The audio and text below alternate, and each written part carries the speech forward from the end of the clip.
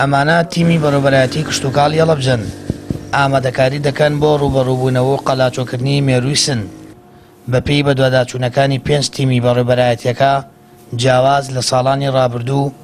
مێرووی سن ئەم ساڵ کەمتر دەبینرێت و گەشە و پێگەیشتنی مێرووەکە دواکەوتووە. لە ئێستایا بەڵێ خۆشببختانە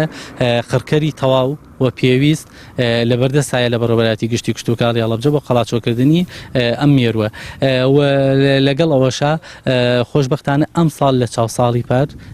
حەجمی سن و ڕێژەی سنەکە لە ناو کێرگەکانمانە کەمترە بۆنی ئەم کەشوهەوە و تایبەتی کە هەبوو ئەم ساڵ لە سنووری بەڕێوەبەرایەتی گشتیەکەمانە کە ڕێژەی باران ئەم ساڵ زۆر باشتر بووە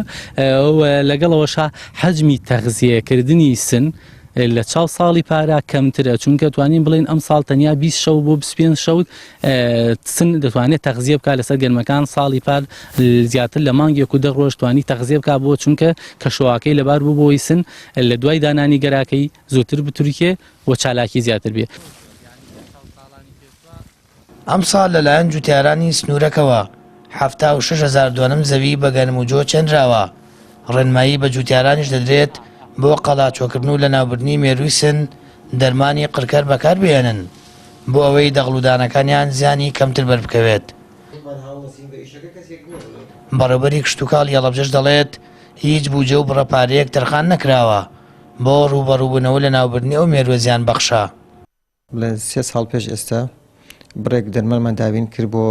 ڕوبەڕووبوونەوە و قەلاچۆکردنی مێرووی سن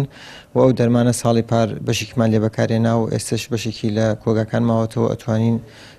سوودی لێ بین بۆ قەلاچۆکردنی مێرووی سن سەبارەت بە دروستکردنی لیژنەی ڕووپێوی و مەسح و ئەوانە و لیژنەی مکافحەکردن هیچ پێداویستێک لە بەردەست نییە تەنها بە توانای زیاتی خۆمان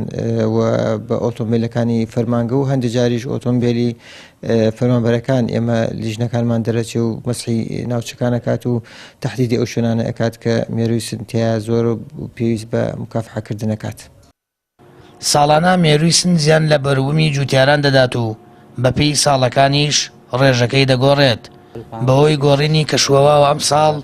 بوونی مێرووی سن کەمتر بووەتەوە. هاوکات داوا لە جوتیارانیش دەکرێت چاودێری دانەوێڵەکانیان بکەن و لە ئەگەری بوونی ئەو مێرووە زیان بەخشە دەرمانی قڕکەر بۆ لە ناوبردن و قەلاچۆکردنی بەکاربهێنن. سامان فەتاح، کەناڵی ئاسمانی پەیام، هەڵەبجە.